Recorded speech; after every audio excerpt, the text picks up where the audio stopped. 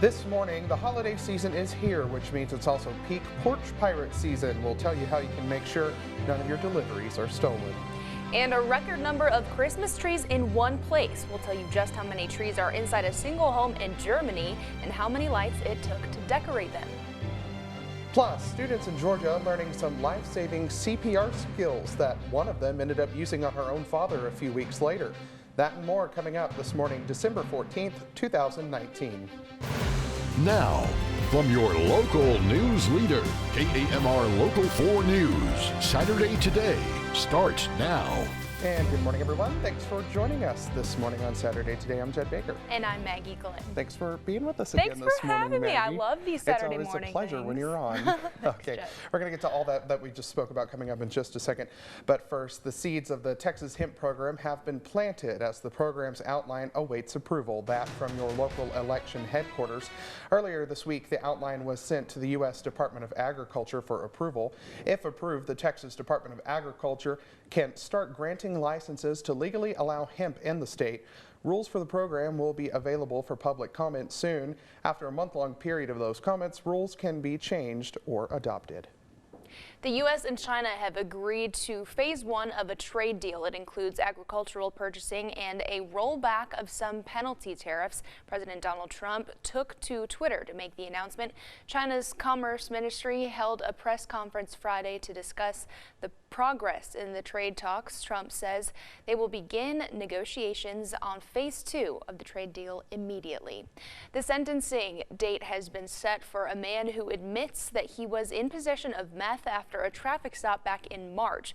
Rene Rivera admits to being in possession of a large amount of meth on March 19th after police watched him leave in an apartment complex located on South Buchanan with duffel bags. Rivera was pulled over for multiple traffic violations, and when police searched the vehicle, they found several pounds of meth inside of those bags.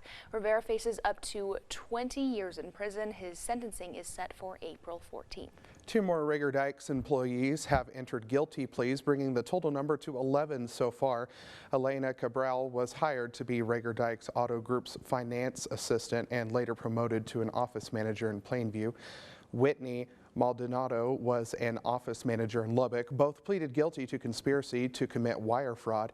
Their sentencing set for April 14th. A judge is being asked to change Rager Dykes' bankruptcy case from reorganization to liquidation. The United States trustee is the one who suggested that. They recommend that the January 7th should be the deadline for the Rager Dykes to get a plan approved or stop the reorganization. The trustee wrote in court records, quote, "The debtors have been in bankruptcy collectively for 496 days and have been unable to confirm a plan." Record online spending for the holidays means a number of deliveries are getting shipped to customers' doorsteps. That's also a prime opportunity for thieves. Last week we spoke about how to handle packages that are damaged while they are being delivered to your door. This week, Liz McLaughlin goes over some simple ways to protect your packages. Hey, get away. Keep an eye on porch pirates and stoop surfers with low-cost Wi-Fi surveillance, such as Google's Nest and Amazon's Ring devices, which can give real-time alerts for package deliveries.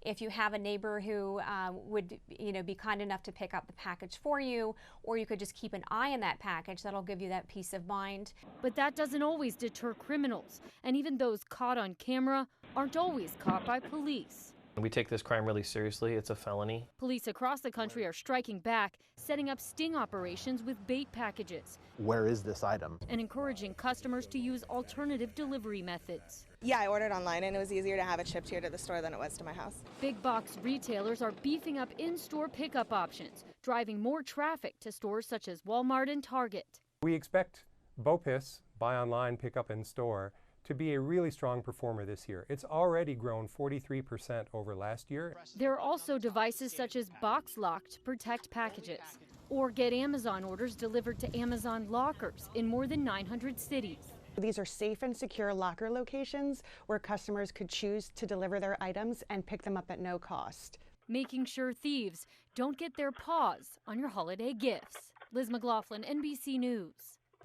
Other options for Amazon this year, you can choose your delivery day at checkout so you can be sure you're home.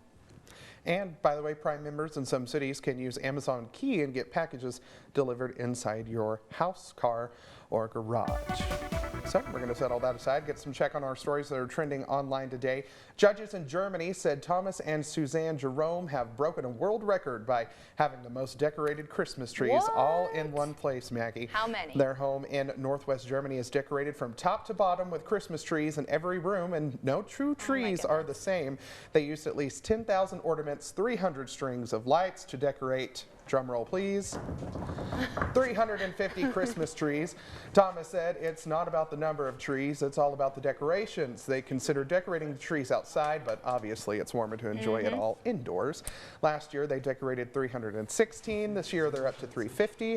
Next year they hope for maybe 500. It looks so fun. I want to go see that and myself I can now. barely get one up. I still don't have my one up. It kind of puts us to shame, huh? A new toy for both children and adults is aimed at teaching people how to fail.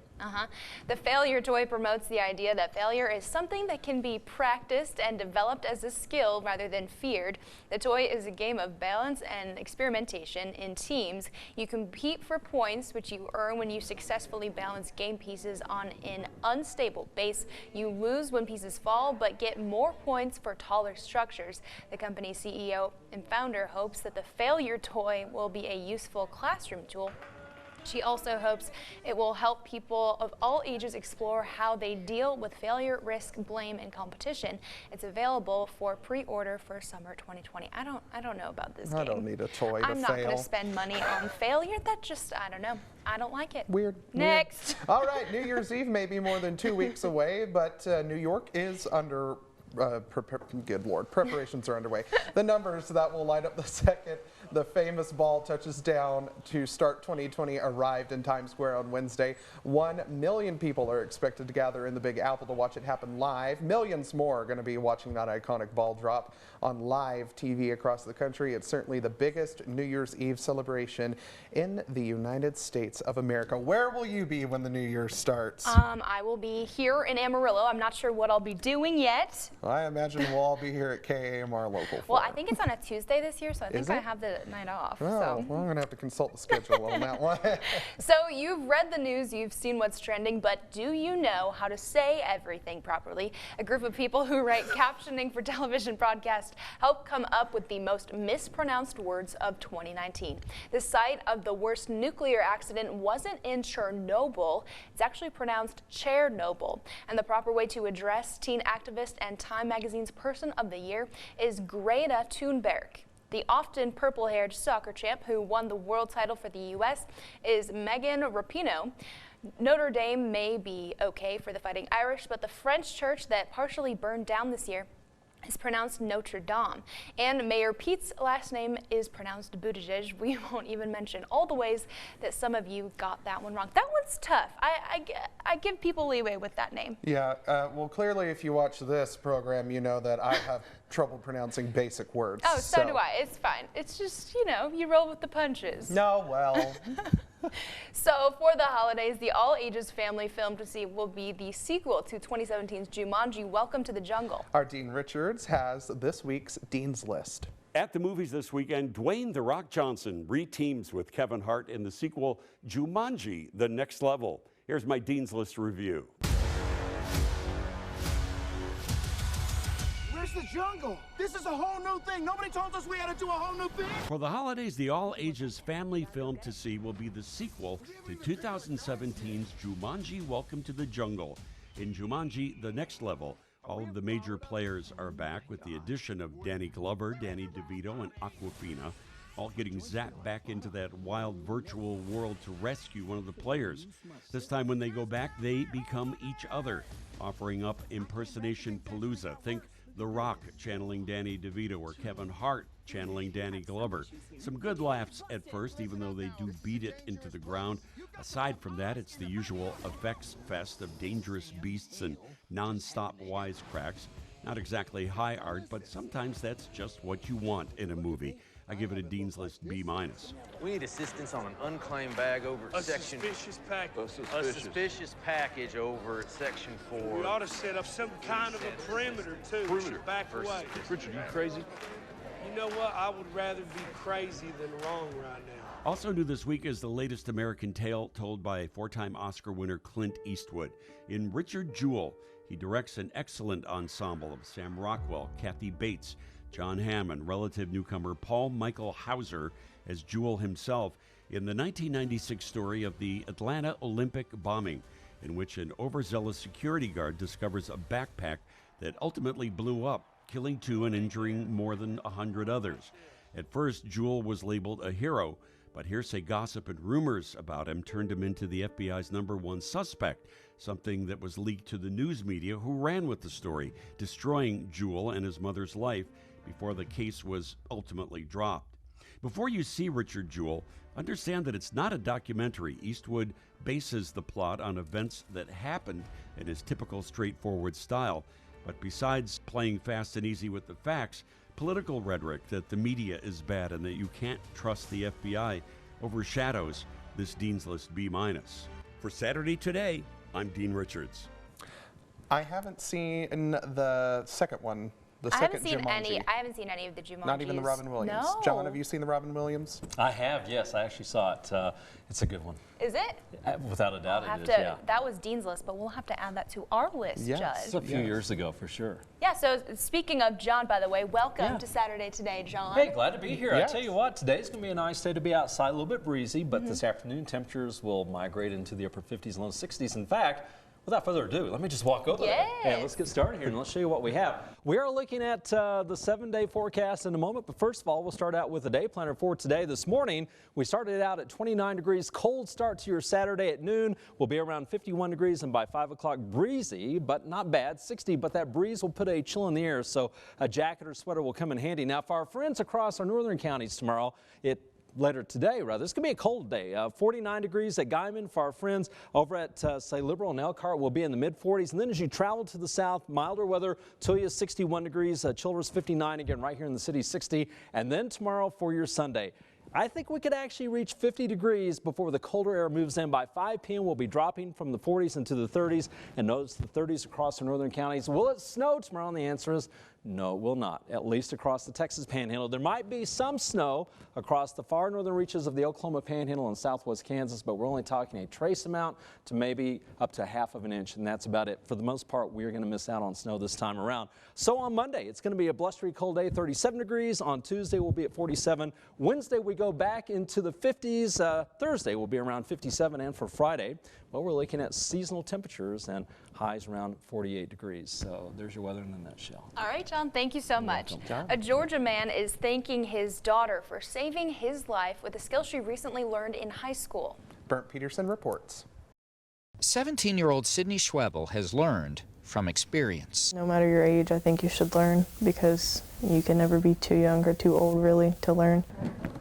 CPR. She was certified at Appalachia High School in Barrow County. There are not words that can describe how proud I am of that child. Father Eric ought to be. A few weeks back, Sydney saved his life. I was scared that I was going to lose him, but I tried to stay as calm as I could. I think anybody in that situation would panic a little bit, but I tried not to. Eric had lost consciousness and wasn't breathing, but after calling 911, Sydney put her training to work. My first thought when I heard it was, I don't know that I would have been able to do that. Catherine Husky is the school's CPR instructor. Everyone in the building is very proud of this high school junior. To see and hear this story about Sydney, it just reminds me how wonderful it is to work with young people. Her dad spent some time in the hospital, but is now just fine, thanks to his own daughter and the training she put to use. You never know when you'll need it. I never thought I would use it, but I still had it, and I never thought it would be on a family member. But I'm thankful that I knew how to do it. Don't forget, you can stay up to date with all of the day's news, weather, and sports right here on myhighplains.com. Plus, check us out on Alexa, Twitter, Instagram, and give us a like over on Facebook as well. And don't forget to tune into the news tonight. Yes, at 9 and 10. 9, of course, on our Fox 14 channel, and at 10 on Channel 4. All right, Maggie, thanks for hanging out with us today. Thanks for having me. We won't be here next week.